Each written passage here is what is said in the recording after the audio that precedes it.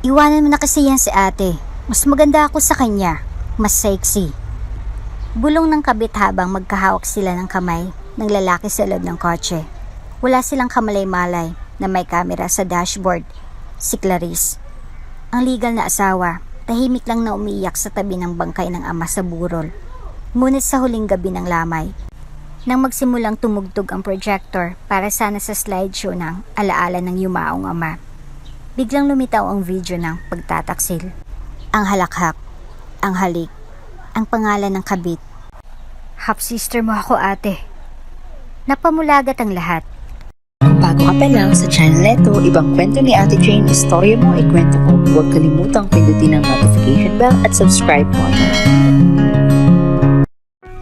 Maaliwalas ang umaga sa bahay ni na Clarice at Jonas. Ang eleganting bahay nila sa isang exclusive village sa Quezon City ay tahimik. Malamig ang aircon at amoy brewed coffee. Sa loob ng laundry room, may modernong washer, dryer, at built-in cabinets. Naroon si Clarice, nakaupo, pinipiling maglaban ng ilan sa mga damit ni Jonas gamit ang kamay. Hindi dahil wala silang pambayad ng kasambahay o laundry services, kundi dahil, minsan, sa katahimikan ng ganitong gawain, mas natatahimik ang kanyang isip. Isa pa, housewife na siya ngayon. Isang desisyon na kusang loob niyang pinili matapos iwan ang posisyon sa marketing firm ng kanilang pamilya. Habang pinipiga niya ang isang puting polo shirt ng kanyang asawa, napahinto siya. May kakaibang kulay sa may bandang kwelyo. Hindi ito alikabok, hindi rin ito mancha ng ulam. Ito'y isang makintab at matingkad na lipstick stain. Kulay berry red, na parang sinadyang isuksok ang labi doon. Isa yung kulay na hindi niya ginagamit. Napasinghap si Clarice. Biglang bumigat ang hangin sa loob ng laundry room. Nakatitig siya sa polo. Hawak pa rin, pero para siyang pinipiga. Huling sumagi si isip niya ang gabing iyon. Ilang araw lang ang nakalipas. May emergency sa detailing branch sa Alabang, sabi ni Jonas, habang abalang-abala sa cellphone. Baka madaling araw na ako makauwihan. Tumango siya. Gaya ng palagi, suportado niyang negosyo ng asawa. Mahal niya ito. Ipinagpapasalamat ba nga niya na kahit lalaki ito, magaling mag-manage, masipag, at halatang mahal ang anak nilang si Aiden. Pero ang mantsa? Ang halatang halik sa kwelyo ng polo. Ito ang hindi niya alam kung paano papalampasin. Baka naman galing lang sa sample na pinakita ng promo girl. Bulong niya sa utak niya. Pero hindi yun sapat. Jonas was always cautious, meticulous. Hindi siya basta-basta nagpapadikit sa kahit sino. May kumirat sa dibdib ni Clarice. Hindi pa ito galit. Isa itong tahimik. Matalim na hinala. Sa iyong pakiramdam na may alam ang puso niya na ayaw pang aminin ng isip. Inilatag niya ang polo sa ibabaw ng washing machine. Umupo siya saglit. Tinikom ang labi. Pinigilan ang pag-iyak. Hindi niya ginusto maging dramatiko. Sanay siyang matatag. Sa pamilya nila, hindi siya pinalaking mahina. Pero ngayong naranasan niyang harapin ang posibilidad ng pagtataksil. Ang tibay tila niyayelo. Tumundog ang cellphone niya. Si Jonas. Tumatawag. Hindi niya sinagot. Nagring ito ng 2 beses pa, saka tumigil. Tiningnan niya ang screen. At sa maikling sandaling iyon, para siyang tinutusok ng tanong. Ano pa bang hindi ko alam? Pinagpatuloy niyang paglalaba. Pero ngayon, hindi na siya nakangiti. Hindi na siya kalmado. Ang mga kamay niya ay tila ginagabayan ng galit na hindi pa niya kayang tukuyin. Pagkagabi, sa hapunan, masayang kwentuhan ni Jonas habang tinutulungan si Aiden sa homework. Nakikinig si Clarice, tahimik at nagbubuhos ng sabaw sa kanin ng mag-ama. Walang tanong, walang banggit tungkol sa mantsa.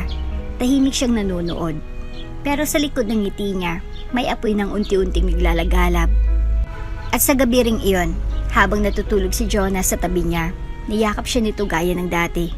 Pero para kay Clarice, ang init ng yakap ay tila yelong nagsimulang tunawin ang kanyang tiwala. Hindi siya sigurado sa lahat, pero sigurado siyang may mali. At ang mansya ng pagdududa ay nagsimula ng kumalat. Maulan ng araw nang dumating si Riva. Kakatapos lang mananghalian ng pamilya ni na Clarice. Isang simpleng lunch ng roasted salmon at salad sa patio ng kanilang bahay. Nasa bahay si Jonas noon, may dalang laptop. Abala sa pag-check ng sales report ng bagong branch. Si Clarice naman ay nag-aalaga kay Aiden. Tahimik, maaliwalas at tila isang laraong perpekto ang pamilya hanggang sa marinig ang tunog ng doorbell. Ma'am Clarice, may babae po sa gate. Ang sabi niya, kapatid ninyo raw po. Wika ni Manang Batchay, ang kasambahay. Napakunot ang noo ni Clarice. Kapatid? Lumapit siya sa gate monitor. Doon niya unang nasilayan muli ang isang mukhang hindi niya inaasahang makikita sa ganoong sitwasyon. Si Riva. Naka-oversized jacket, basa ang buhok, may bitbit na dalawang maleta, at isang tote bag na tila puno ng sapatos. Nakasuot ito ng shades, pero hindi nito natakpan ng pagod at kirot sa kanyang mukha. Pinuksan ni Clarice ang gate. Riva? Tanong niya. May halong gulat. Ate Clarice. Humugot ito ng malalim na hininga. Sorry kung ganito ang dating ko.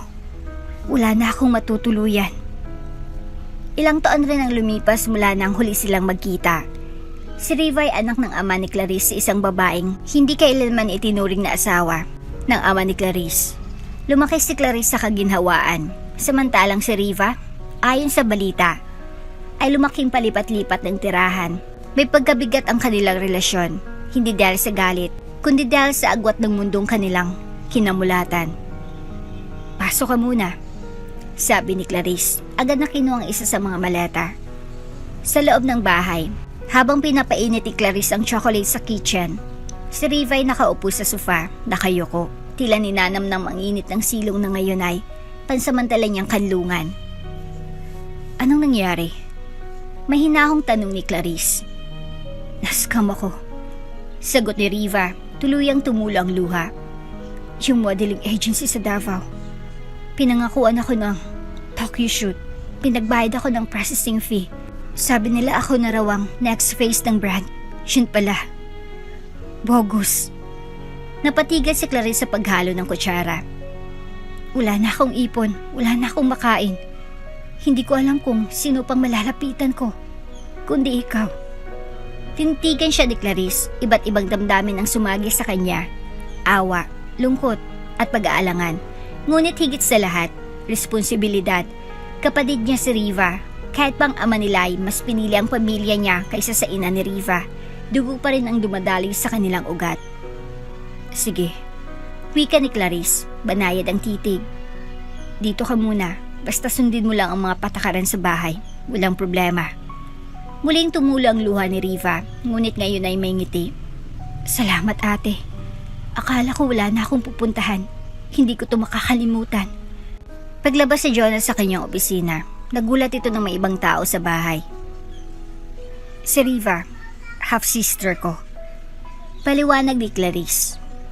Wala siyang matutuluyan, dito muna siya. Tila nag-alangan si Jonas, pero mabilis din itong ngumiti at tumango. Welcome. Mabutit dito ka muna, may extra room naman. Thank you po Kuya Jonas. Wika ni Riva, sabay ngiti at tingin ng matagal sa kanya. Napansin ni Clarice ang mabilisang palitan ng tingin, pero pinagsawalang bahala muna. Ilang araw ang lumipas, si Riva ay naging maayos na kasama sa bahay. Maaga itong gumigising, nagluluto ng agahan, naglilinis at laging nakaayos. Palaging nakasuot ng fitted shirt at shorts. Kahit nasa loob lang ng bahay, magaan sa kilos, laging may kwento at tila palaging may bagong energy sa tuwing nandyan si Jonas. Hindi naman ito agad napansin ni Clarice. Sa totoo lang, natuwa pa siya. Akala niya magiging mabigat ang presensya ng isang kapatid na ngayon lang halos niya nakasama. Pero si Riva, masayahin, palakaibigan at tila gumagaan ang loob ng lahat sa kanya, lalo na si Jonas. Ang bango ng niluto mong sinigang, Riva. Puri ni Jonas, minsang sabay-sabay silang kumakain. Favorite ko po kasi yan, Kuya Jonas. Sagot ni Riva sabay kindat. Napakunot ang noo ni Clarice ng bahagya, pero muling isinantabi ang agam-agam. Maliit na bagay, siguro nagpapasalamat lang si Riva. Siguro. Pero isang gabi, habang nag-aayos ng bedsheet sa guest room, napansin ni Clarice ang nakasampay na nightwear ni Riva. Isang sheer na pantulog. Halos see-through. Hindi normal, lalo na't kasama nila si Jonas. Tahimik lang si Clarice habang tiniklop ang kumot. Tahimik pero alerto. May pintig sa kanyang dibdib na tila may paparating. At sa mismong gabing iyon, habang si Clarice ay nasa kwarto, narinig niya ang tao ni Riva mula sa kusina. Kasunod ang boses ni Jonas. Ganyan pala ang story ng first shoot mo? Wow, ang galing mo talaga. Hindi lang ako pretty face, Kuya Jonas. Malambing ang sagot ni Riva. Napapikit si Clarice. Pinili niyang huwag lumabas. Hindi pa panahon. Hindi pa siya sigurado. Pero ang kutob sa puso niya ay lalong lumalalim. Maganda ang umaga. Masyadong maganda. Habang nagkakape si Clarice sa veranda, tanaw niya si Riva sa garden. Nakasando. At biker shorts ito. Masikip, hapit, at parang nilikha para ipakita ang bawat korba. May hawak itong garden hose. Dinidiligan ng mga halaman habang kumikembot ang katawan sa saliw ng music mula sa kanyang phone. Sa unang tingin normal lang, pero sa paningin ni Clarice, may kakaibang signal sa bawat galaw ni Riva. Hindi ito bastang nagpapakabait. Parang may audition na nangyayari. Parang may audience. At hindi siya ang tinutukoy. Good morning, ate! Sigaw ni Riva habang kumakaway. Halatang alam na pinapanood siya. Good morning. Tipid na sagot ni Clarice. Pagpasok niya sa loob, naabutan niya si Jonas na bumaba mula sa hagdan. Fresh from the shower. Nakaputing polo, pantalon at amoy cologne. Ang aga mo, Han. Ani Clarice. May site inspection ako sa Marikina branch. Sagot ni Jonas sabay halik sa pisngi niya. Nasa labas si Riva? Tumango si Clarice. Oo, nagdidilig. Napansin niyang bumaba ang tingin ni Jonas sa bintana kung saan tanaw si Riva mula sa sala. Nanatili roon ang tingin ng ilang segundo bago siya muling tumingin kay Clarice. Galing. Galing? Pumintig ang sentido ni Clarice. Tuwing umaga, si Riva ang nagluluto ng agahan. Laging gourmet style. Ang presentation, may garnish, perfect plating, at freshly squeezed juice. Laging may note. Para kay Kuya Jonas, ingat sa biyahe. Kalakip ng maliit na smiley face. Nung una ay nakaala ni Clarice na simpleng utang na loob lang iyon. Pero habang tumatagal, napapansin niyang tuwing si Jonas lang ang nasa paligid. Si Riva ay parang inaayusan para sa cover ng magazine. Isang hapon, dumaan si Jonas sa bahay para kunin ang ilang documents. Nasa trabaho si Clarice sa Zoom meeting. Habang si Riva naman, nasa sala, suot ang isang silk robe na tila hindi pang bahay kundi pang date. Kuya Jonas, gusto mo ng juice? Tanong ni Riva, sabay lapit sa mesa kung saan nakaupo si Jonas, bahagyang yumuko habang inilalapag ang baso. Sa pagyuko, halos lumuwa ang dibdib niya mula sa bukas na bahagi ng robe. Thanks. Sagot ni Jonas, halatang nabigla pero hindi tumanggi. Nakita ito ni Clarice mula sa silid. Nakabukas ang pinto, hindi siya nagsalita, hindi siya lumabas pero sa loob niya may pader na unti-unting bumibitak. Kinagabihan, habang nanonood ng pelikula si Clarice at Jonas sa master's bedroom. Pumasok si Riva walang katok, naka-short shorts at spaghetti strap. Kuya Jonas, ate, sorry ha. May Netflix ba kayo sa smart TV sa guest room? Nahirapan akong matulog pag walang sound. Meron, sagot ni Clarice. May remote na sa tabi ng kama. Upper left drawer. Thanks ate. Grabe. Ang sarap talaga ng kama sa guest room niyo. Ang lamig ng aircon, perfect pang cuddle. Sabay kindat kay Jonas bago umalis. Cuddle? Napailing si Clarice nang marinig iyon. Iba na, ibang-iba na. Kinabukasan, bumaba si Clarice para asikasuhin ng brunch nila. Sa kusina, nadatnan niyang si Riva at Jonas ay nagtatawanan. Si Riva ay naglalagay ng whipped cream sa pancake at sinadyang maglagay ng kaunti sa daliri niya. Oops, ang dulas. Sabi ni Riva, sabay dila sa daliri. Sayang to. Tawa si Jonas, pero naputol nang marinig ang yabag ni Clarice. Morning, Han. Riva. Bati niya, mahinahon. Hi ate. Ani Riva, parang walang nangyari. Niluto ko to para sa inyo. Wow, ani Clarice, nangingiti. Pero sa loob niya, sumisigaw na siya. Kinagabihan, sa kwarto nilang mag-asawa, sinubukan ni Clarice mabukas ng usapan. Napapansin mo ba na medyo palakaibigan si Riva? Bakit mo naman nasabi? Tanong ni Jonas. Wala lang, masyado lang yata siyang komportable, lalo na sa'yo. Napangiti si Jonas. Kapatid mo naman siya, Han. Natural lang siguro, friendly lang talaga. Friendly? O flirt? Hindi na siya kumibo, ayaw niyang bumukhang insecure. Pero sa puso niya, hindi ito ang simpleng selos. Ito ay kutob ng babaeng nilalagyan ng lason, ang tahanan mismo. Sa mga sumunod na araw, lalong lumala ang kilos ni Riva.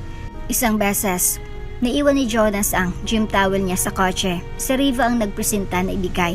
Sumakay ito ng taxi, ipinahatid sa opisina at nagpa-selfie kasama ang staff ng branch. Pagbalik sa bahay, ipinakita niyang picture kay Clarice. Viral na ako sa mga tauhan ni Kuya Jonas. Sabi nila, mukha daw akong artista.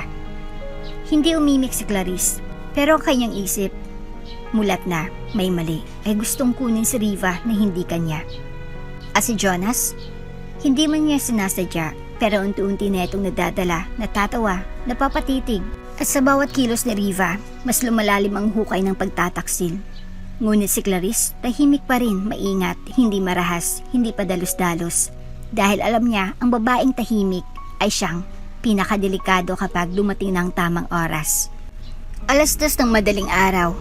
Tahimik ang buong bahay maliban sa mahinang tiktak ng vintage wall clock sa hallway. Sa kwartong iyon, nakaupo si Clarice sa harap ng vanity mirror. Tulala, hawak-hawak ang cellphone. Sa background, natutulog si Jonas. Mahimbing, walang kamalay-malay sa bagyong bumubuo sa isip ng kanyang asawa. Tumunog ang phone. Isang video call galing kay Yuan, ang best friend ni Clarice mula sa kolehiyo. Ngayon ay based na sa London. Nang makita ang pangalan, parang gumaan ang dibdib niya. Isa ito sa ilang taong hindi siya kailanman pinagdamutan ng pangunawa. Sinagot niya ang tawag. Clarice. Bungad ni Yuan, nakangiti sa kamera. It's 7 p.m. here. Pero mukha kang 7 a.m. na hindi pa natutulog. Hindi talaga ako makatulog. Mahinang sagot ni Clarice. Pilit ngumiti. Sorry kung na-trouble kita. Come on. Sabi ni Yuan. Troubles when you call me in the middle of my first date in 6 months. But this is you.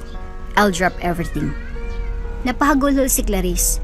Sa dami ng kinikimkim, ito lang ang sandali na tila pinahintulutan niyang bumigay. Hey! Bulong ni Yuan. What happened? Tell me everything. Take your time. Huminga siya ng malalim. Saka ikwento ang lahat. Mula sa mancha sa polo, sa kilos ni Riva, sa mga pakiramdam niyang nilalaso ng mismong tahanan na pinangarap niyang maging ligtas na pugad. Si Yuan ay tahimik lang sa kabilang linya, ngunit ang mga mata nito ramdam ang galit, ramdam ang lungkot. Clarice. Anito sa wakas. You know I've always had your back. And maybe this is not the best time to say this, but I never really liked Jonas. Napakunot ang noo niya. What do you mean? Remember nung bago pa lang kayo? Sa barkadahan, may chismis noon. Alam mo ba?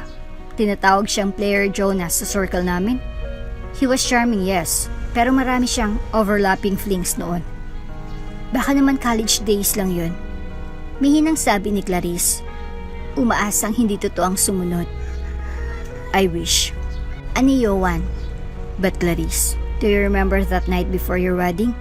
Yung bridal shower mo? Tumango si Clarice. Sa night ng bachelor party nila Jonas, may nabalitaan kami. May escort daw, 2 girls. I never told you kasi you look so happy sa kasal. And I thought, maybe it's just one-time thing. Natigilan si Clarice. Ipinikit ang mga mata. Ang kasal na pinangarap niya, ang puting gown, ang mga bulaklak, ang pagtanggap ng mga magulang ni Jonas sa kanya. Lahat ito ay tila biglang napalitan ng tanong. Why didn't you tell me? Bulong niya, halos hindi marinig. Because I didn't want to be the one to destroy your fairy tale. Sagot ni Yuan malungkot. Pero ngayon, if this is the same Jonas, If the signs are still there, then I can't let you go through this alone. Hindi pa ako sigurado, Yowan. Umiiyak na wika ni Clarice. Wala akong concrete evidence. Puro kutob lang. Ayoko namang sirain ang pamilya namin sa hinala. Clarice, I know you. Ani, Yowan, you're not the type to jump to conclusions. If your heart says something's wrong, it's because there is. Tahimik si Clarice. Sa gitna ng katahimikan, bumalik sa alaala niya ang mga dating sandali nila ni Jonas noong nililigawan pa lang siya nito, kung paanong sinuyo siya ng mamahaling bulaklak at candlelight dinner, kung paanong ang mga mata nito ay tila laging may pangakong ikaw lang. Ngunit ngayon, ang mga matang iyon ay laging nakatitig kay Riva kapag akala niyang hindi siya nakatingin. Ang sakit, Yowan. Bulong niya. Hindi ko maintindihan kung bakit parang ako pang kailangan mag-ingat samantalang ako ang asawa. Because you're distant, Clarice. You're loyal, selfless, and it's probably too blind to see that. Napangiti si Clarice kahit may luha. Sana umuwi ka na dito. Kailangan kita. Tumawa si Yowan. If this keeps going, I just might. You know, I've always considered you my home. Nagpaalam si Yowan makaraan ng ilang minuto. Sa pagpatay ng call, tahimik lang si Clarice. Nakatingin sa kawalan, pero ngayon, may nagbago. Hindi na lang siya nababagabag. May pader ng katotohanan na unti-unting bumubuo. Si Jonas, babaero, hindi lang dati, posibleng hanggang ngayon. At si Riva, tila hindi inosente sa lahat ng ito. Dahil sa gabing iyon, habang tinutupi niyang bedsheet sa kwarto ni Riva na walang lock, isang bagay ang tumambad sa drawer, isang slip ng check. Check mula sa J. Imperial Auto Detail Incorporation. May amount na 50,000. Pay, Riva de Ramirez. Memo, marketing collab. Napapikit si Clarice sa drawer, malinaw. Tila sinusuhulan o sadyang may transaksyong hindi kailanman dapat nalaman. At sa isipan ni Clarice, muling bumulong ang boses ni Yowan. If your heart says something's wrong, it's because there is. Sabado ng umaga, tahimik ang bahay. Wala si Clarice, nasa school activities si Aiden at sumama siyang chaperon. Nasa Tagaytay sila para sa one-day nature trip. Bandang 11:00 ng tanghali, habang nagpapapicture si Clarice kay Aiden sa tabi ng mga bulaklak, biglang tumudog ang phone niya. Call from Yaya Betchay. Hello? Ate Betchay? Bakit po? Ang boses sa kabilang linya ay nanginginig. Ma'am, pasensya na po, pero hindi ko na po kinaya. May gusto pa akong ipakita. Hindi ko na kayang manahimik. Ha? Anong nangyari? Ramdam ni Clarice ang kaba. Ma'am, si Sir Jonas po at si Ma'am Riva. Napatigil ang mundo ni Clarice. Ate Betchay, anong ginawa nila? Ma'am, pasensya na po, pero nakita ko po sila sa kama nyo. Magkayakap. Naka-underwear lang po. Akala nila walang tao sa bahay, pero naiwan po ako kasi hindi ako makalakad ng maayos. Sumakit tuhod ko. Nagtago po ako sa hallway at may kuha po akong litrato. Ma'am, sorry po, pero kailangan niyo po itong makita. Hindi na nakapagsalita si Clarice. Nanlamig ang kanyang palad habang hawak ang cellphone. Parang may humigop ng hangin sa baga niya. Isang napakalamig na sakit na unti-unting umaakyat sa kanyang batok. Pakisend. Bulong niya. Ilang segundo ang lumipas. Isang larawan ang dumating sa messenger. Nakabukas ang kaharian ng impyerno sa screen. Si Jonas, nakahiga sa kama. Walang pang itaas. Nakapatong ang ulo ni Riva sa dibdib niya. Nakabra lang. At nakangiting parang nanalo si jackpot. Napapikit si Jonas. Tila natutulog matapos ang isang malagkit na pangyayari.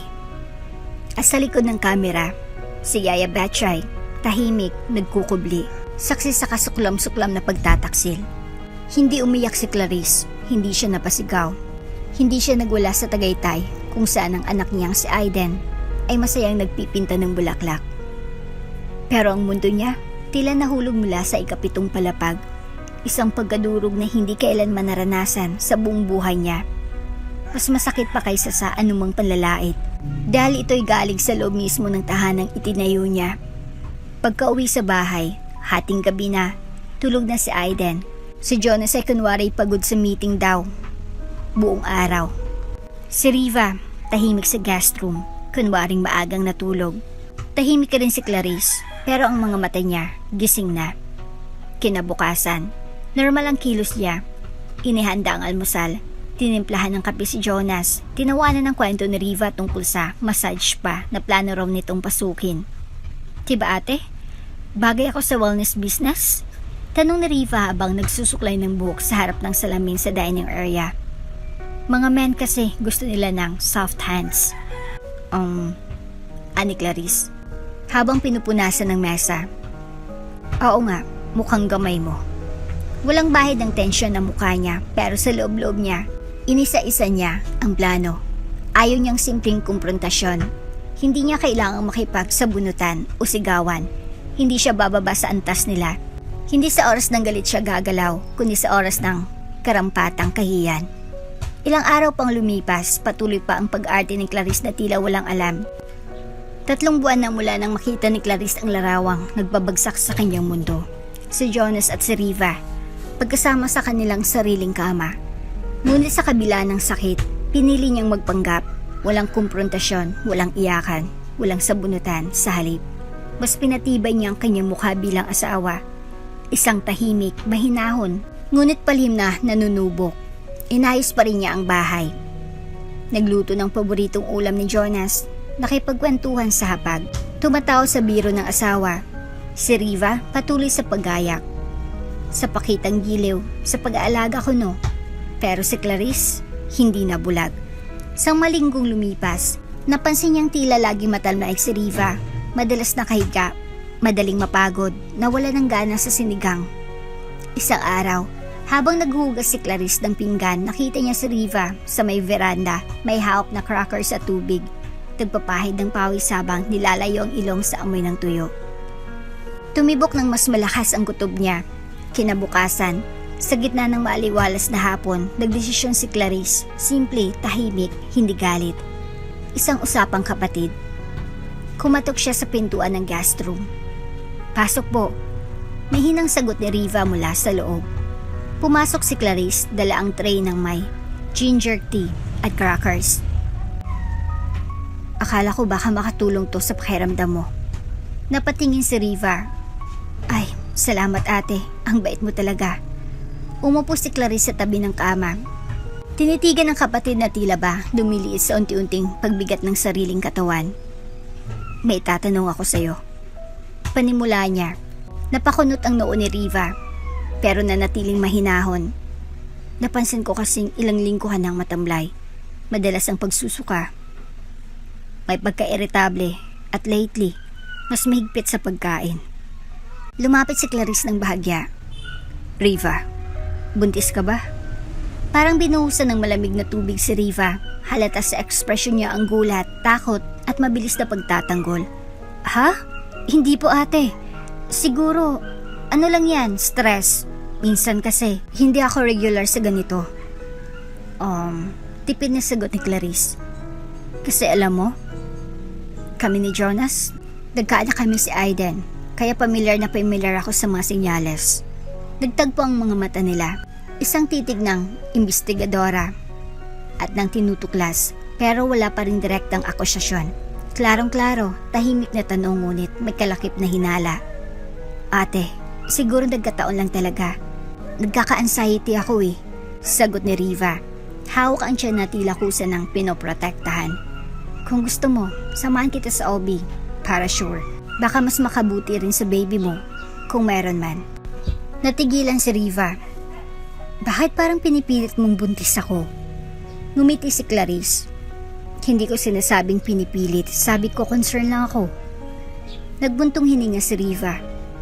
Salamat ate, pero wala ito. Lakas lang siguro ng hangin sa tiyan.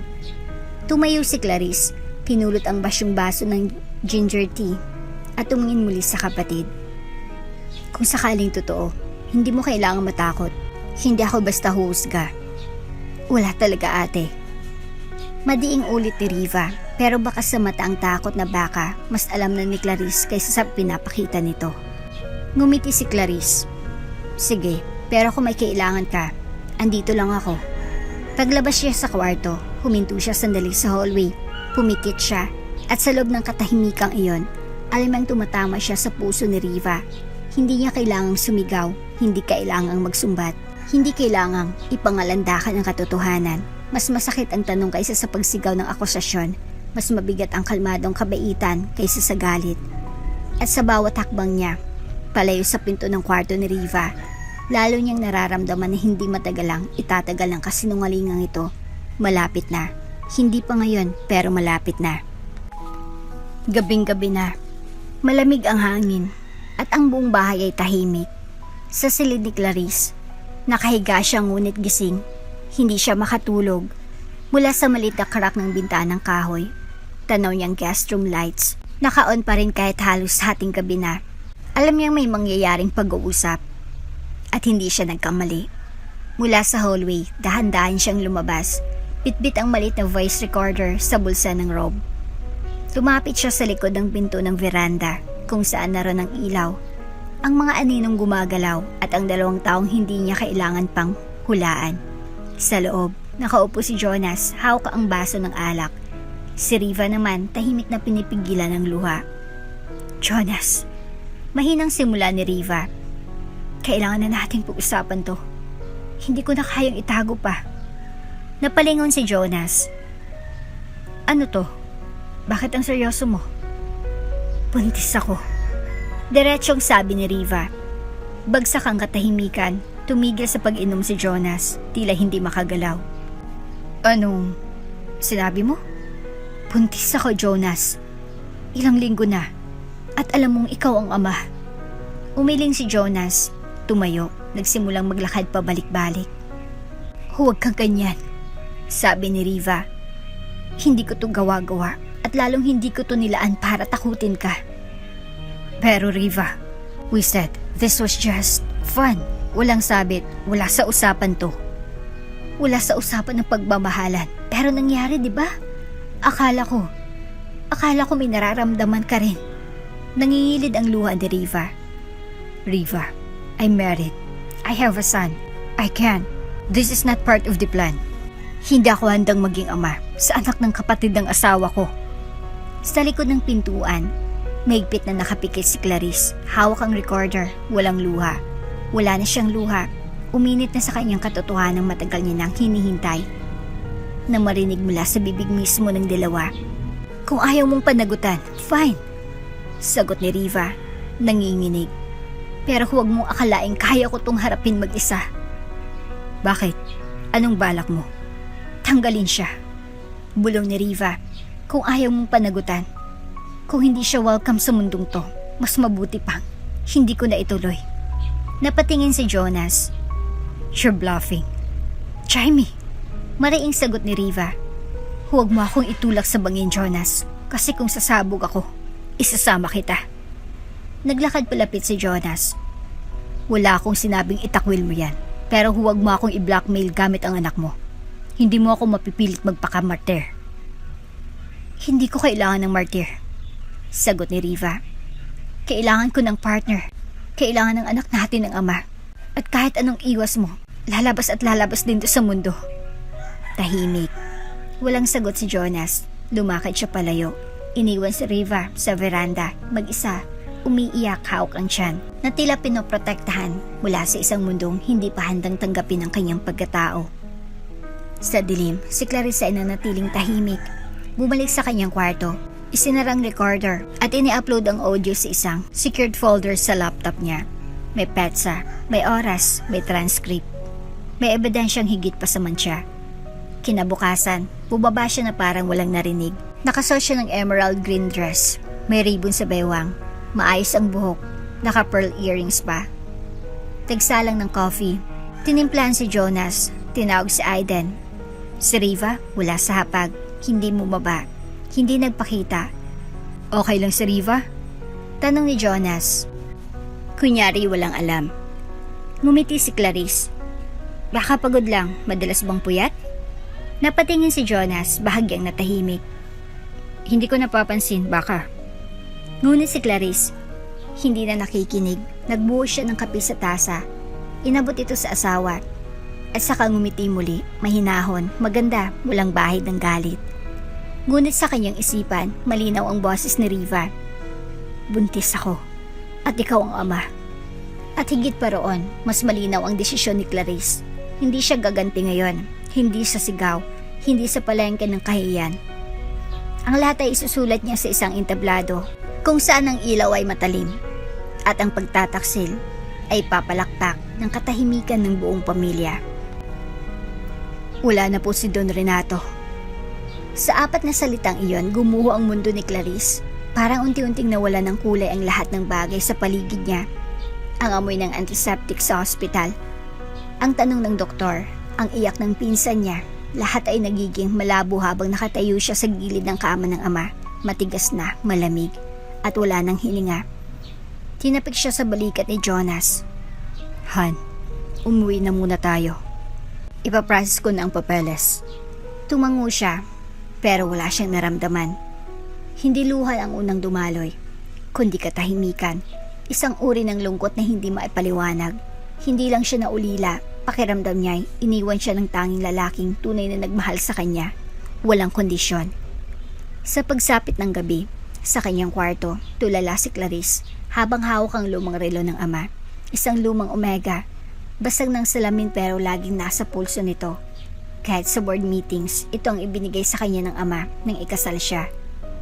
Anak, kapag naramdaman mong may mali, huwag kang magpadala agad sa emosyon. Maghintay ka, pag-isipan mo. At kapag sigurado ka na, humataw ka. Tumulo na rin ang luha. Doble ang sakit. Namatay ang ama niya at nabubuhay ang isang kasinungalingan sa loob ng sarili niyang bahay. 2 araw bago ang libing, dumating si Johan mula sa London. Sinalubong siya ni Clarice sa garden. Kamusta ka? Tanong nito. Wala pa rin akong tulo. Sagot niya, nakangiti pero maputla. Pero hindi ito ang simula ng ganti ko. Inabot ni Johan ang kanyang USB. Kumpleto na lahat. Voice recordings, dashcam video, resibo, lahat ng files nakaayos na. Good. Aniya. Sa mismong gabi ng lamay, sa dulo ng slideshow para kay Papa, doon natin ipapasok. Sigurado ka ba? Tanong ni Johan. Hindi. Sagot ni Clarice. Pero kailangan, kasi kung hindi ka ako babangon, baka ako pa ang mabaon kasama ni Papa. Nagkasundo sila, tahimik, buo. Gabi ng lamay. Punong-puno ng Memorial Chapel ang mga puting bulaklak at larawan ni Don Renato.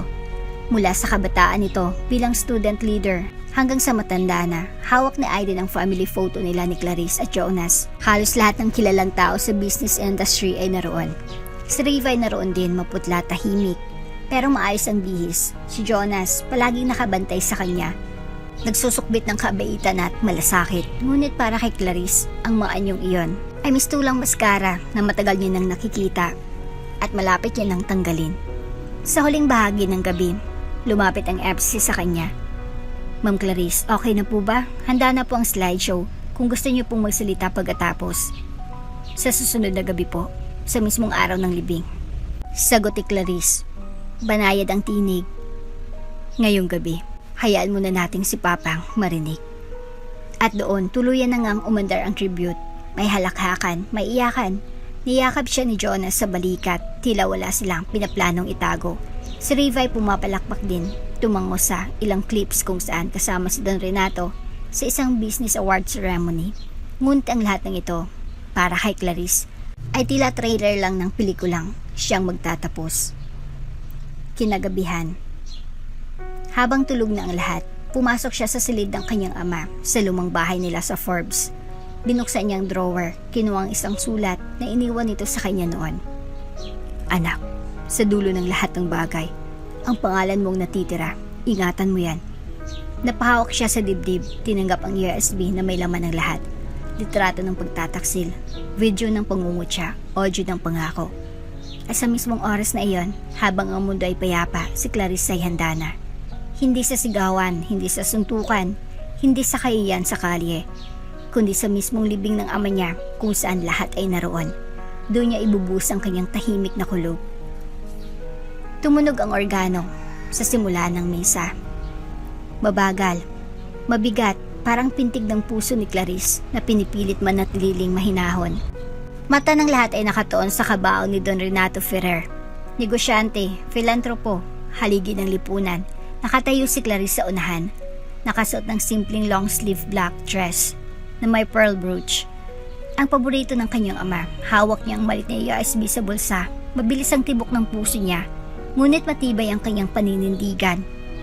Sa kanan niya, si Jonas. Tila modelo ang ulirang asawa, nakaitim na barong, tahimik. Katabi nito si Riva, maputlang may lipstick pa rin. Hawak-hawak ang malit na handbag at tila pinipigilan ng umaagang pagkahilo. Sa kaliwa, naroon si Johan. Tahimik lang ngunit ang tingin ay laging nakabantay. Ready to back her up. Sa harapan ay mga kamag-anak, kaibigan ng pamilya, business partners, socialites, press, at ilang public officials na malapit sa yumaong Don.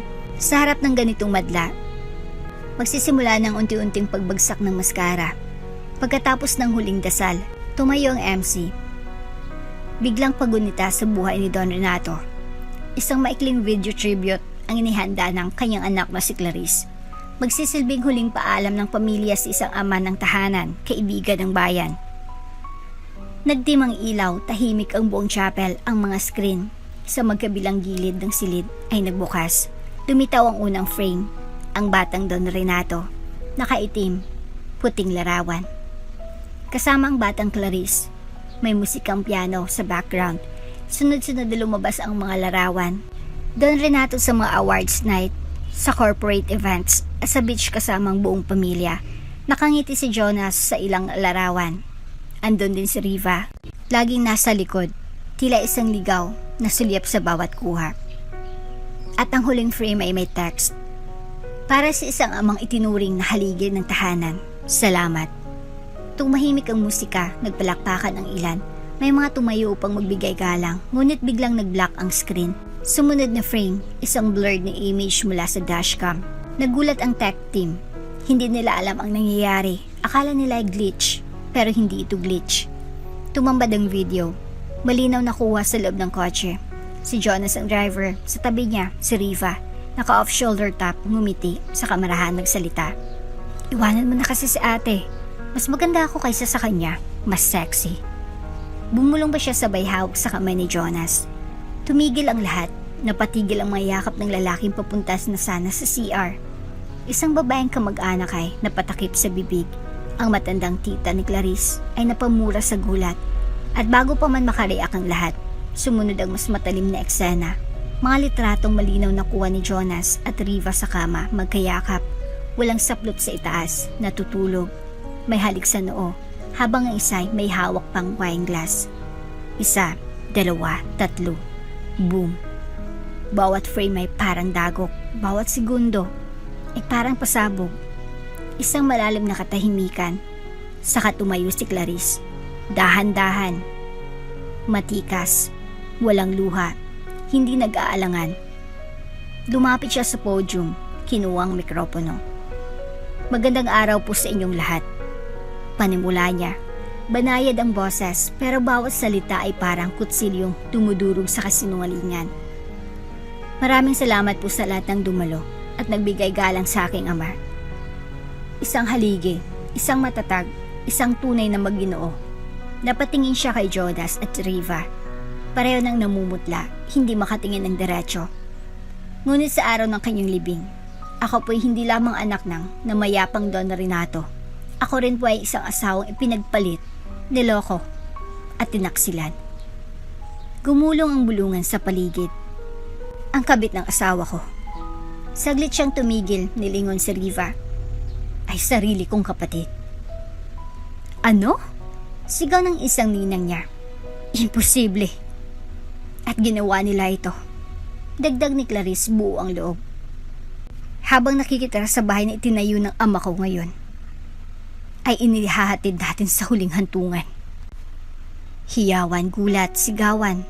May isang matandang lalaki na napaupo sa pagkahilo. Si Riva nanginginig, tinangkang tumayo, ngunit nadulas ang isang takong. Napatili at napaiyak. Si Jonas hindi makapagsalita. Ang kanilang postura ay para bang binagsakan ng langit at lupa. May gustong sabihin, pero alam niyang huli na. Sa harap ng Diyos at sa harap ninyo. Wika ni Clarice. Hindi ko sinasaktan ang dalawang taong ito. Hindi ko sila siniraan. Pinatotohanan ko lang. At kung ang katotohanan ay masakit, sana ay mas masakit ito sa kanila kaysa sa akin. Bumaba siya sa entablado. Iniwan ng mikropono. Walang iyak, walang sigaw. Isang babae ng karangalan. Si Yoan ay agad na sumunod sa kanya. Hawak ang balikat niya. You did it.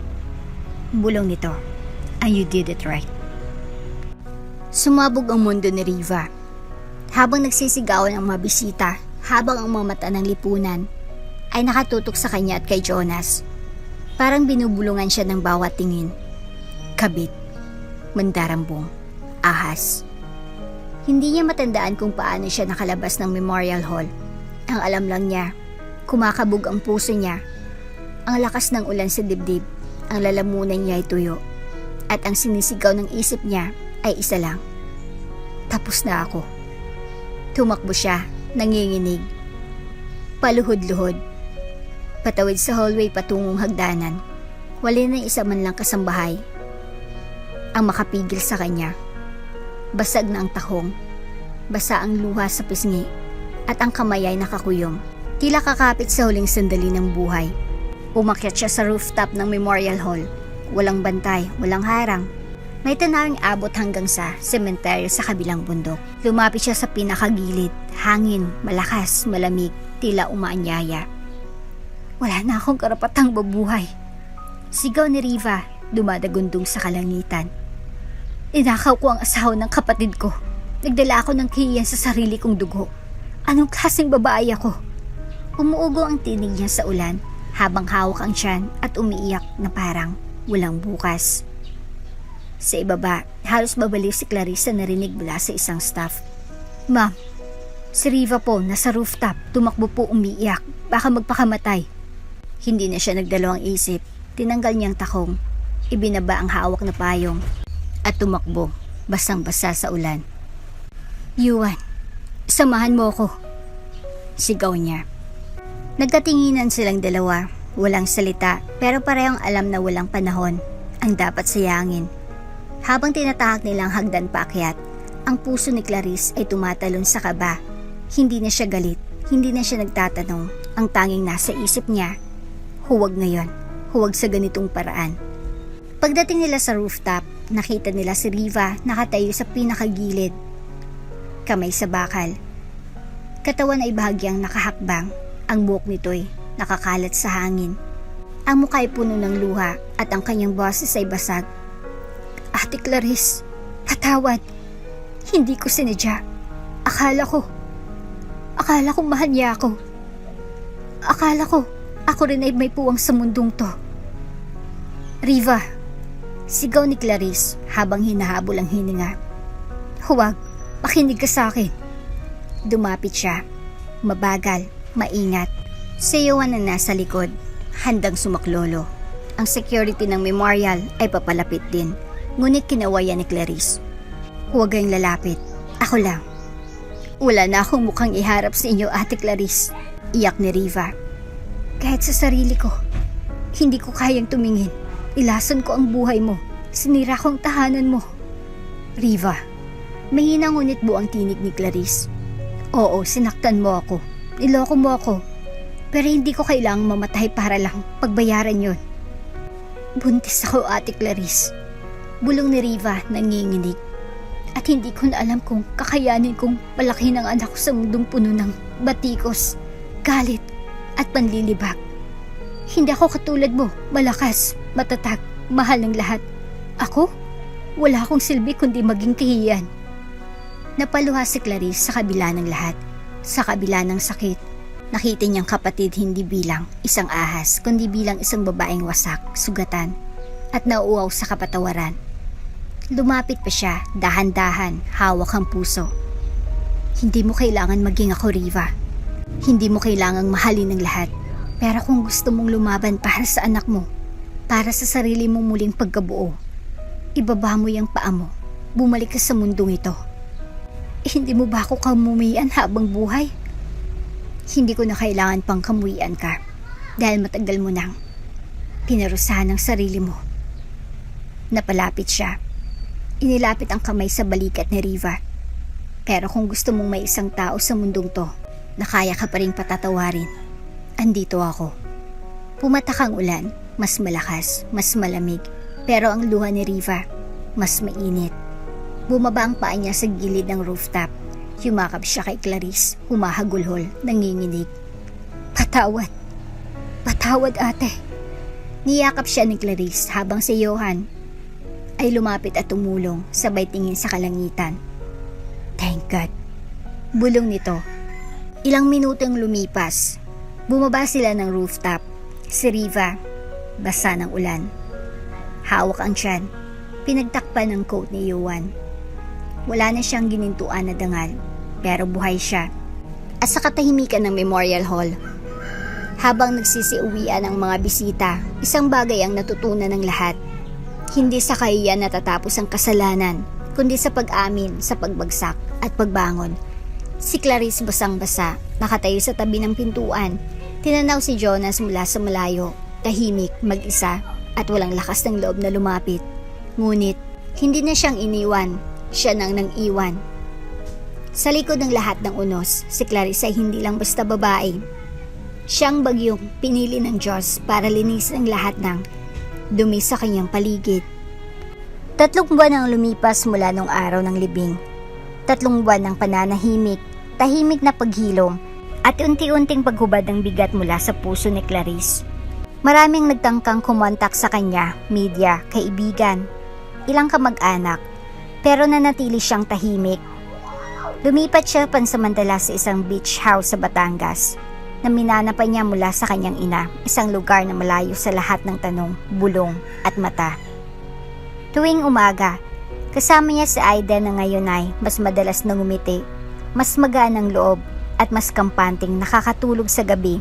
Sa isang pagkakataon habang inaayos niyang uniforme nito para sa bagong eskwela, biglang yumakap ang bata sa kanya. Mommy, thank you po kasi kahit masakit yung nangyari, hindi mo ako iniwan. Muntik nang mapaiyak si Clarice. Ngunit sa halip, niyakap niya si Aiden ng mahigpit at bumulong. Ikaw ang dahilan kung bakit ako lumaban, anak. At ngayon, tayo na magsisimulang muli. Sa Maynila, sa isang pribadong law firm sa Makati, nakaupo si Clarice sa conference room.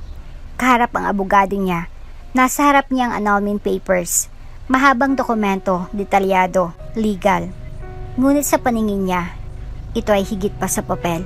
Itong dokumentong magpapalaya sa kanya sa isang masalimuot na kasinungalingan. Handa na po ba kayo, Ma'am Clarice? Tanong ng abogado. Tahimik siyang tumango, kinuha ang ballpen.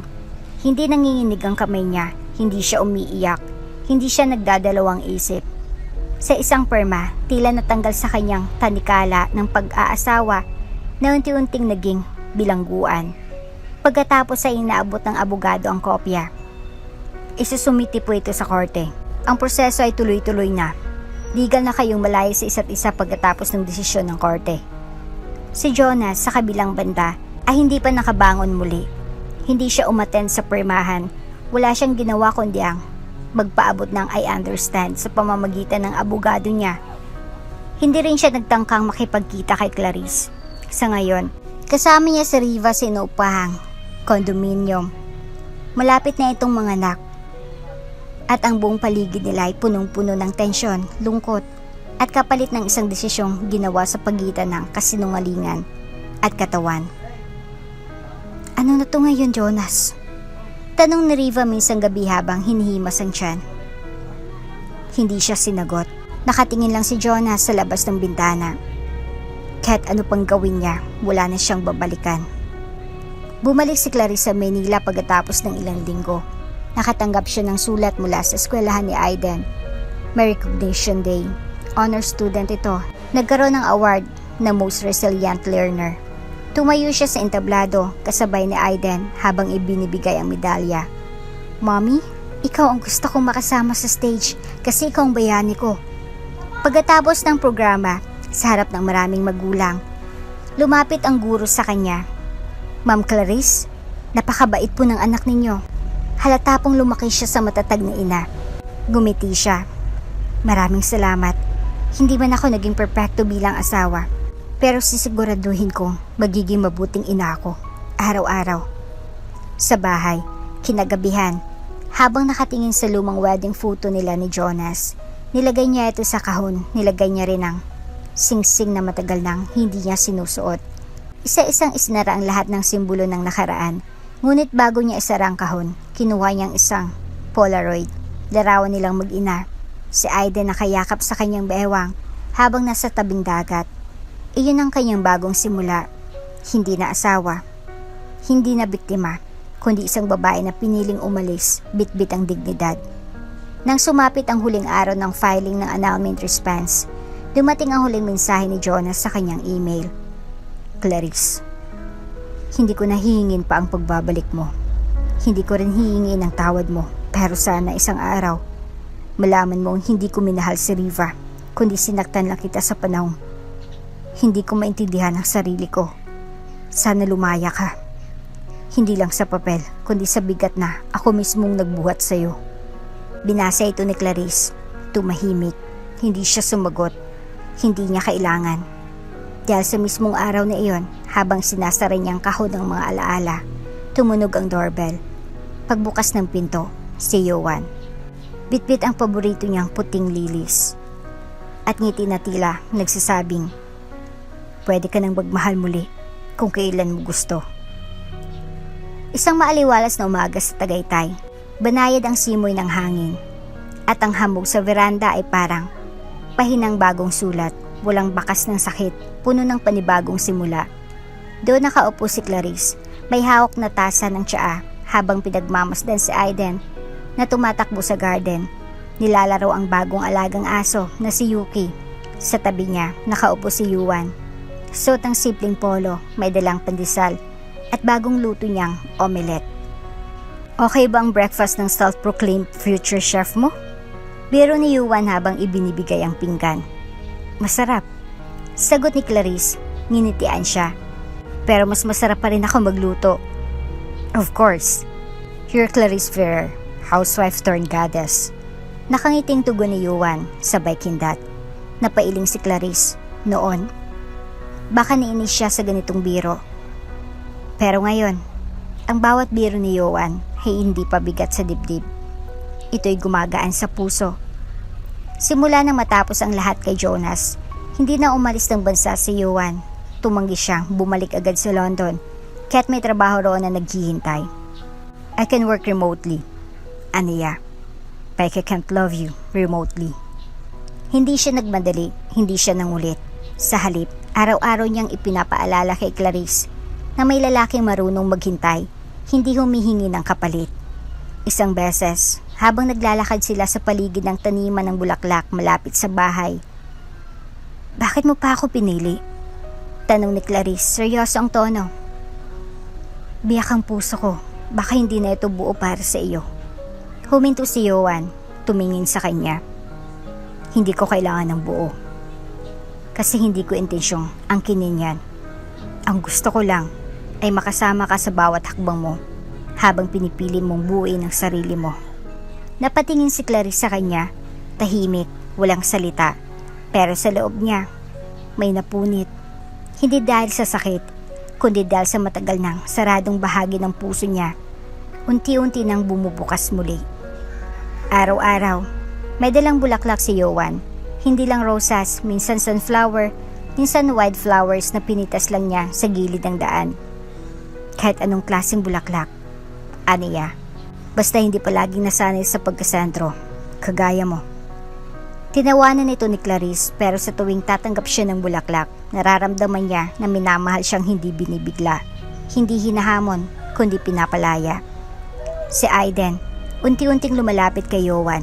May isang gabi, habang nanonood sila ng pelikula sa sala, biglang bumulog ang bata kay Clarice.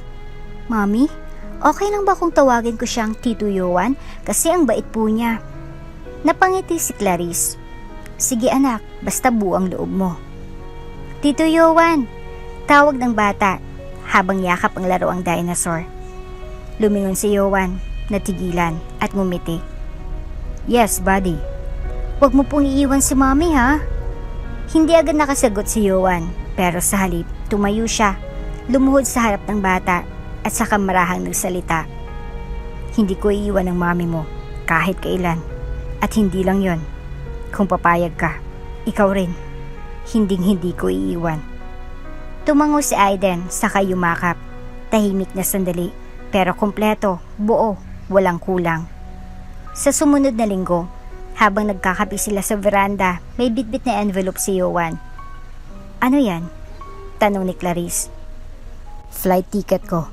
Supposedly, pabalik ng London. Tinitingnan ko lang siya ngayon. Hindi na bilang paalis ako, kundi paalala na pinili kong manatili dahil di ko gustong magsimula ng bago. Tumingin si Clarice sa kanya, walang biro sa mga mata ni Yoan, wala ring pressure. Wala ring hinihintay na oo, nandun lang siya. At sa sandaling iyon, tumayo si Clarice, lumapit, at marahang inabot ang kamay ni Yoan. Salamat, Yoan.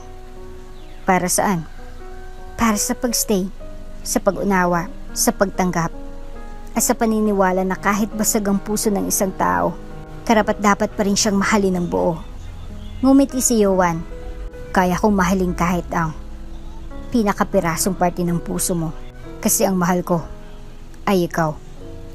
Sa gabing iyon, habang pinagmamasdan ni Clarice ang buwan sa terrace, tumampi ang hangin sa kanyang mukha, walang bigat, walang kirot.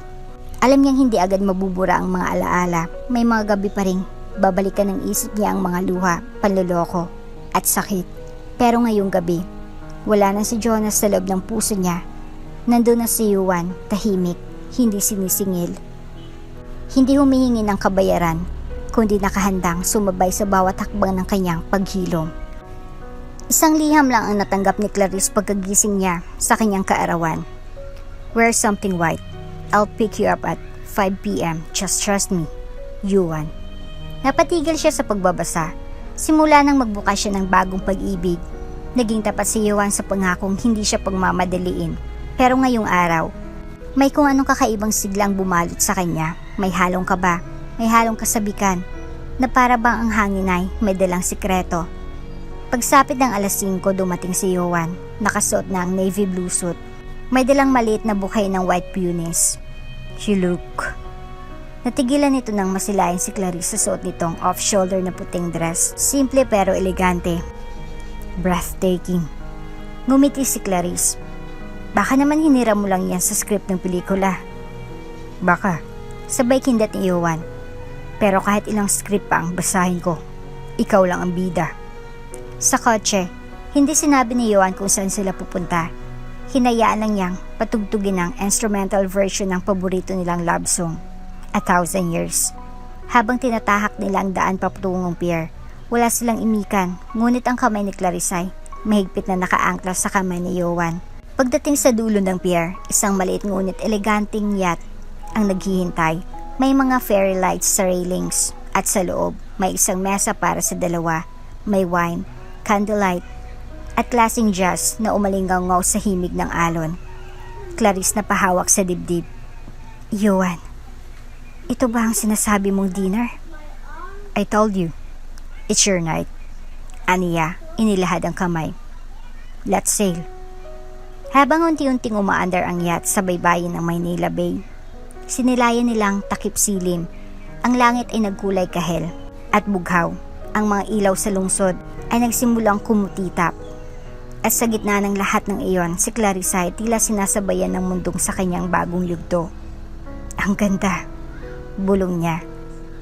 Hindi kasing ganda ng babae na sa harap ko ngayon. Sagot ni Yoan habang inabot ang baso ng wine. Umiling si Clarice, ngunit hindi niya mapigilan ang matamis ng ngiti.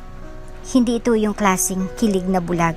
Ito isang uri ng pagmamahal na dahan-dahang pumasok sa mga bitak ng kanyang sugatang puso. At ngayon, unti-unti na nitong binubuo ang kabuuan niya. I still can't believe na nandito ka. Ani Clarice, tinatandaan ng mga panahong halos hindi siya makahinga sa sakit. Naniwala lang ako sa iyo. Kahit nung panahong ikaw mismo, hindi mo na kayang paniwalaan ng sarili mo. Sagot ni Yoan, seryoso ng tinig. At kung may isang bagay akong ipinagpapasalamat sa Diyos, yun ay yung hindi kita binitawan. Tahimik si Clarice sa sandaling iyon. Naramdaman niyang hindi lang siya minamahal, na ipaglalaban siya. Pagkatapos ng hapunan, tumayo si Johan. Tinugtog ang paborito nilang kanta, walang imikan. Inilahad niya ang kamay. Sayaw tayo. Aniya. Walang music. Meron. Yung tibok ng puso ko. Sabay tawa niya at konting speaker din sa likod. Napatawa si Clarice, tumayo siya. Inalalayan si Johan at doon sila sumasayaw sa ilalim ng buwan. Walang ibang tao, walang ibang mata, walang kahapon, kundi sila lang sa isang gabi ng paghilom. Clarice. Bulong ni Johan habang dahan-dahang iniikot siya. Alam kong hindi na ako ang una mong minahal. At hindi ko pinangarap na maging kabayaran ng sakit mo. Pero kung papayagan mo ako, gusto ko sanang maging huling taong magmamahal sa'yo. Napahinto si Clarice, kinakabahan. Hindi dahil sa takot, kundi sa bigat ng katapatan ng pananalita. Lumuhod si Johan mula sa bulsa. Inilabas ang isang maliit na box. Sa loob, isang singsing. Hindi mala diamond, hindi mamahalin, pero gawa sa gold band na may ukit. Hindi kita iiwan. Clarice Ferrer. Nagsimulang manginig ang tinig ni Johan. Will you let me to love you for the rest of our lives? Tumulang luha ni Clarice. Hindi ito luha ng kalungkutan. Ito ang luha ng isang babaeng ilang ulit ng iniwan, sinaktan at binigo. Ngunit ngayong gabi, minahal ang buo. Yes, bulong niya. Halos hindi marinig, pero buong buo. Yes, Johan. 1,000 times. Yes. Tumayo si Johan. Isinuksok ang singsing sa daliri niya at hinalikan siya sa noo, pagkatapos sa pisngi. At sa dulo, isang banayad na halik sa kanyang labi. Wala sa libog, wala sa pagmamadali, kundi isang halik ng pangako. Habang bumabalik ang yacht sa pier, nakasandal si Clarice sa balikat ni Johan. Sa wakas, aniya, hindi na ako naglalakad mag-isa sa dilim at hindi na ako aalis sa tabi mo. Sagot ni Johan. Sa kalangitan, kumikislap ang mga bituin. Sa ibaba, lumulutang isang bagong pag-ibig. At sa puso ni Clarice, tahimik ang lahat. Hindi na siya nasasaktan, hindi na siya nangangamba. Dahil sa wakas, minahal na rin siya sa paraang matagal niya nang pinananalangin. Isang buwan matapos ang alon ng halik at mga akong binitawan sa ilalim ng bituin, muling umalingaw-ngawang I do sa isang garden wedding sa Tanay Rizal, kung saan nagsalubong ang kulay ng langit at ang mga bulaklak na putit kahel sa altar. Si Clarice, suot ang minimalist na wedding gown, ay hindi na ang parehong babaeng iniwan sa dilim. Sa bawat hakbang niya papunta kay Johan sa altar, dala-dala niyang lahat ng pinagdaanan, pero hindi na ito mabigat. Sa halip, ito na ang naging pundasyon ng matibay na oo, nabibigkasin niya. Si Johan nakasuot ng simpleng beige suit at hindi makatingin ng matagal kay Clarice. Hindi dahil sa kaba, kundi dahil baka maiyak siya sa sobrang ligaya. Clarice Ferrer, ikaw na ngayon ang tahanan ko. Bulong niya habang inilalagay ang singsing. At sa paghalik nila bilang mag-asawa, parang tumigil ang oras. Isang linggo pagkatapos ng honeymoon sa Palawan. Love, parang ang bilis kong mapagod ngayon ah. Reklamo ni Clarice habang nakaupo sa terrace, hawak ang tiyan. Pagod lang yan. Nag-snorkeling ka kahapon, remember? Sagot ni Johan, pero kita sa mata ang pag-aalala. Kinabukasan, habang nasa brunch sila, biglang sumuka si Clarice sa sink. Okay, enough guessing. Let's go to the doctor. Wika ni Johan. Nasa clinic sila makalipas ang 2 oras. Sa ultrasound room, tahimik si Clarice habang iniikot ng doktor ang probe sa tiyan niya. Nakatingin lang siya sa screen, medyo kinakabahan. Mrs. Langston, wika ng OB-GYN, ngumingiti. Well, I have a good news. You're pregnant. Napatingin si Clarice kay Johan, nanlaki ang mata. Love, we're having a baby. Sabi ni Johan, nangingilid ang luha sa tuwa. Ngunit hindi pa tapos ang doktor. Correction. Sabay turo sa screen. 1, 2, 3. Triplets. Ha? Sabay na tanong ng mag-asawa. 3 baby po, congratulations. Triple blessings. Napasinghap si Clarice. 3? Sabay natakip ang dalawang kamay sa bibig. 3 bata sa loob ko? Si Yuan ay napatigil, ngumiti ng hilaw, tapos biglang sumigaw sa hallway. Yes! Napatawa ang doktor. First time ko po makakita ng reaksyon na parang nanalo ng loto. Pag uwi nila, hindi pa rin makapaniwala si Clarice. Love, paano kung hindi ko kayanin? Lumapit si Yuan, hinawakan ang kanyang mga kamay. Hindi mo kailangan kayaning mag-isa. Ako ang kakayod. Ako ang magtatakbo ng errands. Ako ang magiging alalay mo sa lahat ng OB check-ups. Isipin mo na lang, team tayo. At kung puro lalaki yan? Tanong ni Clarice.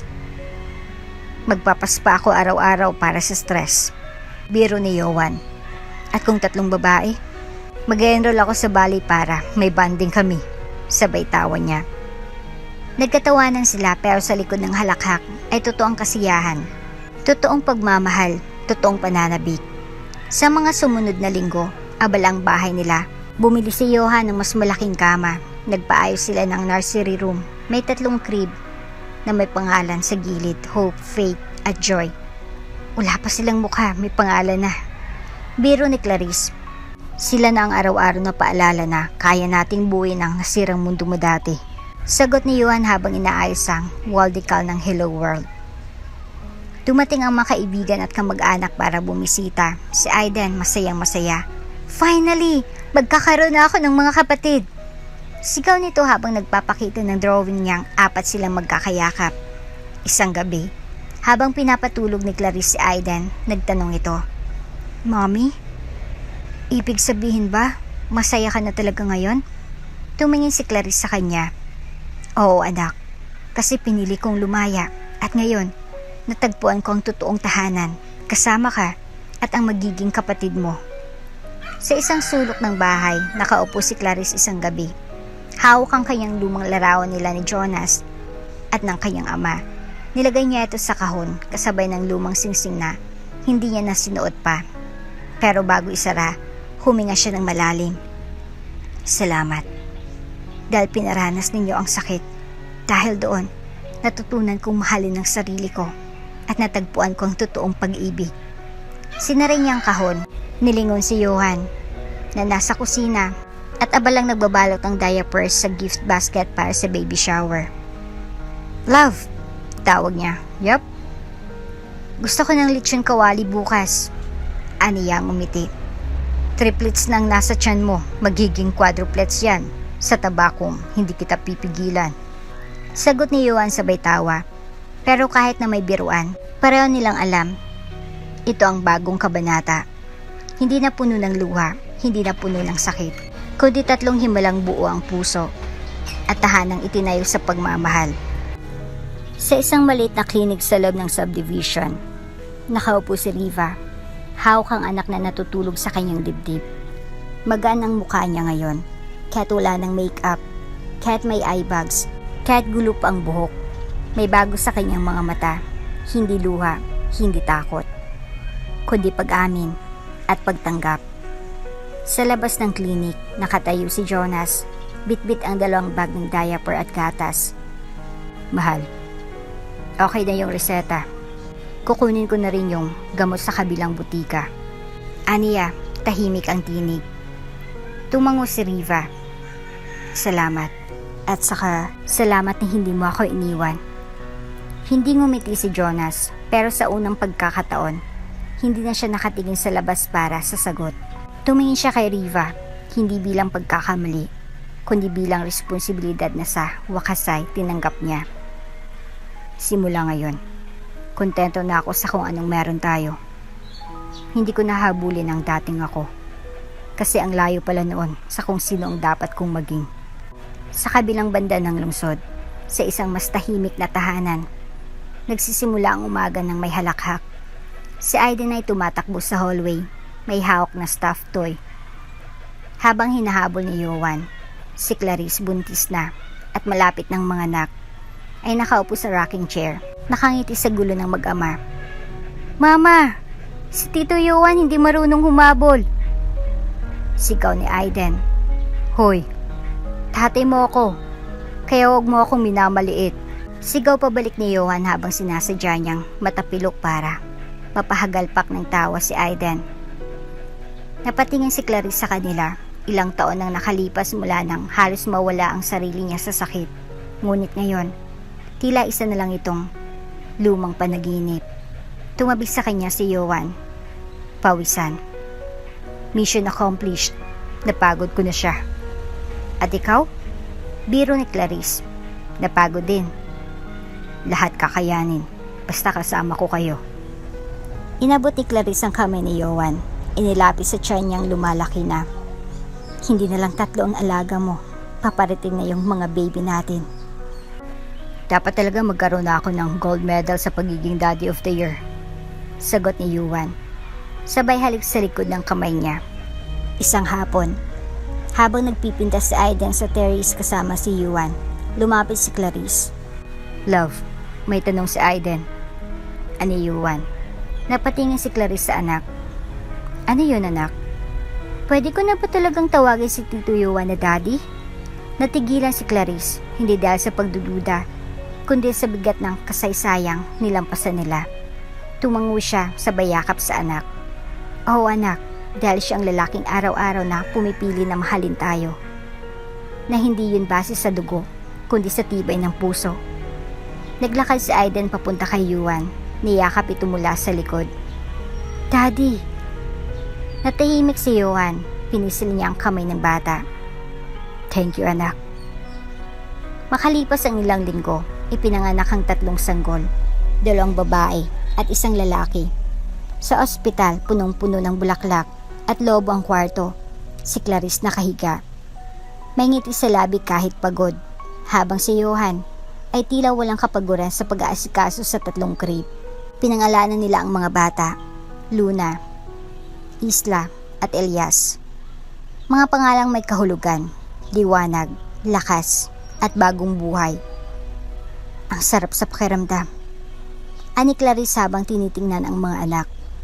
Akala ko dati, sirang-sira na ako. Pero ang Diyos pala, kaya pa rin punuin ang puso ng sobra-sobrang saya. Lumapit si Johan sa kanya, niyakap siya mula sa gilid ng kama. Kasi ikaw ang taong piniling bumangon. Kaya ngayon, binigyan kayo ng biyayang hindi mo kailanman inakala. Sa sandaling iyon, sa gitna ng mga bagong iyak ng sanggol, tawanan ni Aiden at init ang yakap ni Johan. Naroon ang tunay na tahanan ni Clarice. Hindi ito gawa sa perpektong simula. Hindi rin ito pinatibay ng kasinungalingan. Ito'y binuo ng tapang, pagpatawad, at muling pagbangon. 1 taon ang lumipas mula nang ipinanganak ang triplets ni na Clarice at Johan. 1 taon ang gising sa madaling araw, ng diaper change marathon, ng halakhakan at kaunting luha, pero higit sa lahat, 1 taon ang ganap na muling pagkabuhay. At ngayong araw na ito, si Clarice ay inimbitahang maging keynote speaker sa isang Women's Empowerment Forum. Ang tema ng event, babaeng lumaban, babaeng nanalo. Nakatayo siya sa likod ng podium. Naka-white pantsuit siya, simbolo ng lakas at kapayapaan. Sa likod ng stage, nasa audience sina Johan, Aiden at ang 3 sanggol na karga ng yaya. Suot ang matching onesies na may nakasulat na Mama's Little Victories. Huminga siya ng malalim. Tumahimik ang buong hall. Magandang araw sa inyong lahat. Panimula niya, klaro at buong boses. Ang pangalan ko ay Clarice Ferrer Langston. Ako ay isang ina, isang entrepreneur, at isang babaeng minsang nawasak pero hindi kailanman nawala. Nagpalakpakan ng ilan, ngumiti si Clarice. Dumating ako sa punto ng buhay ko na inakala kong katapusan na. Ang taong pinagkatiwalaan ko ng buong puso, siya palang sisira sa akin. At ang taong pinilit kong mahalin bilang kapatid, siya rin palang magpapabagsak sa akin. Akala ko, sapat na yun para itapon ang sarili ko sa dilim. Nag-pause siya, tiningnan ang mga nakatingin sa kanya. Pero may araw na tumingin ako sa salamin at tinanong ko ang sarili ko, ito na bang ending mo, Clarice? Tumingala siya. Hindi, kasi sa bawat babae na pinagtaksilan, iniwan, niloko, may natitirang hindi kayang ang kinininuman. Ang ating pagpapasya kung paano tayo babangon. Muling palakpakan sa gilid ng entablado. Si Johan ay nakatingin sa kanya. May halong pagmamalaki at pag-ibig. Tinanggap ko na hindi lahat ng mahal natin ay mananatili. Pero natutunan ko rin na minsan, ang tunay na pagmamahal ay dumarating sa panahong wala na tayong inaasahan. Si Johan, ang lalaking hindi naghanap ng perpekto, kundi ng totoo. Hindi siya dumating para buuin ako. Dumating siya para samahan akong buuin ang sarili ko. Napaiyak ang isang babae sa audience. May isa pang tumango, tila nakaka-relate. At ang mga anak ko, sina Aidan, Luna, Isla, at Elias. Silang paalala na kahit madilim ang kahapon, may liwanag na handang isilang bukas. Tumingin siya kay Aidan sa unahan. Ang anak ko ang unang nagsabing, "Mommy, thank you po, kasi kahit masakit ang nangyari, hindi mo ako iniwan." At mula noon, sinumpaan kong hindi ko rin iiwan ang sarili ko. Tumigil muli siya, ngumiti. Ngunit baka sa boses ang bigat ng paglalakbay na nadaanan niya. Kaya itong mensahe ko para sa inyo. Kapag nasira ang taong minahal mo, hindi mo kailangang gumanti. Hindi mo kailangang maging mapait. Piliin mong bumangon. Piliin mong maging mas mabuti at piliin mong magmahal muli. Dahil sa dulo, hindi pagkakanulong mananalo, kundi katatagan, dangal, at isang mas magandang bukas. Nagpalakpakan ng buong audience. Mas malakas ngayon. May mga lumapit sa entablado para magpa-picture. May mga lumapit para yumakap. At sa gitna ng lahat, dumaan si Johan. May dalang bouquet ng yellow tulips. Yumakap siya sa harap ni Clarice at bumulong. Ikaw ang babaeng hindi lang minahal, kundi hinangaan. Niyakap siya ni Clarice. Sa bahay nila kinagabihan, magkakasama silang kumakain ng dinner. May roast chicken, mashed potato, at banana cake na si Aidan mismong gumawa. "Mommy, ikaw ng superhero ko," aniya. "Hindi yung nasa cartoons ha, yung totoo." "Salamat anak." Natatawang sagot ni Clarice. "Pero si Daddy Johan ang sidekick ko." "Sidekick lang?" Kunwaring reklamo ni Johan. "Sidekick pero forever." Sabay kislot ng kilay ni Clarice. Nagkatawanan silang lahat sa gitna ng simpleng hapunan, ng halakhakan ng mga bata at yakap ng gabing tahimik. Isang bagay ang malinaw. Si Clarice ay hindi na nasira. Si Clarice ay hindi lang basta gumaling. Si Clarice ay naging inspirasyon at sa buhay ng puno ng panibagong pagkakataon. Sa tahanang buo at sa pusong piniling magmahal muli. Napatunayan niyang kahit anong pagguho ang danasin mo, basta't pinili mong bumangon, ikaw ang mananalo sa huli. Makalipas ang ilang taon, tuluyan ang nagbago ang anyo ng mundo para kina Clarice, Jonas, Riva at Johan. Si Jonas, na minsang kilala bilang lalaking hindi marunong makontento, ay tahimik na ngayon sa probinsya kasama si Riva at ang anak nila. Pinili niyang lumayo sa mga mata ng publiko, hindi upang tumakas, kundi upang ayusin ang buhay niya na siya mismong gumuho. Nagpatuloy siya sa pamamahala ng isang malit na car service business. Hindi kasing laki ng dati niyang kumpanya, pero sapat upang maitaguyod ang pamilya. Tahimik ang pamumuhay, pero puno ng pagsisikap. Wala na siyang hinahabol, wala na siyang kinukumpara, at higit sa lahat, tinanggap niya na ang mga pagkukulang niya at araw-araw, pinupunan iyon sa pagiging ama at asawa. "Hindi ko na mababawi ang nakaraan," wika niya minsang tinanong ng isang kaibigan. "Pero kaya kong ayusin ang bawat araw na darating, kasama ng pamilyang natuturing magpatawad sa akin." Si Riva, sa kanyang panig, ay lumambot. Hindi na siyang mapagkompetensyang babae ng nakaraan. Tinanggap niya ang tunay na halaga ay hindi nasusukat sa atensyon ng iba, kundi sa kung paano ka natuto mula sa pagkakamali. Naging masayang ina si Riva, hindi perpekto pero totoo. Sa bawat yakap ng anak niya, naroon ang paalala na minsan kahit mula sa kasalanan ay maaring tumubo ang panibagong pag-asa. Si Clarice, sa kabilang dako, masaya na ang buhay niya. Araw-araw na may halakhakan ng mga bata, Masaya na siya, tahimik, panatag. Kasama si Johan ang lalaking hindi kailanman hinanap kung anong wala kay Clarice, kundi mas piniling alagaan ng lahat ng natira at unti-unting binuhay itong muli. Si Aidan, ngayon ay mas malapit kay Johan kaysa kailanman. Tinanggap niya itong bilang daddy ng buong puso. Hindi dahil pinilit, kundi dahil napatunayan. Ang ama hindi lang sa dugo, kundi sa paninindigan. At ang tatlong munting biyaya, sina Luna, Isla at Elias, ay lumalaking masayahin, palangiti, at napapaligiran ng pagmamahal. Sa pagtatapos ng kanilang mga landas, naiwan ang mga aral na ang tunay na pagbabago ay hindi kailangang ipangalandakan. Tahimik man ito, pero kung totoo, makikita sa gawa. Na ang pagpapatawad ay hindi paglimot, kundi pagpili ng kapayapaan kaysa sa paulit-ulit na sakit. Na ang pagkakamali hindi wakas ng pagkatao, kundi panimula ng isang bagong paninindigan. At higit sa lahat, na ang pagmamahal sa sarili ang pintuan ng tunay na pagmamahal mula sa iba.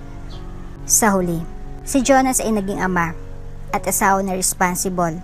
Si Riva ay naging ina na marunong humarap sa salamin at magsabing, "Nagkamali ako," pero hindi na maulit. Si Johan ay naging ehemplo ng lalaking marunong maghintay, magmahal ng tapat, at sumabay sa paghilom. At si Clarice. Si Clarice ang babaeng piniling bumangon. Hindi siya bumalik sa luma niyang mundo. Bumuo siya ng bago.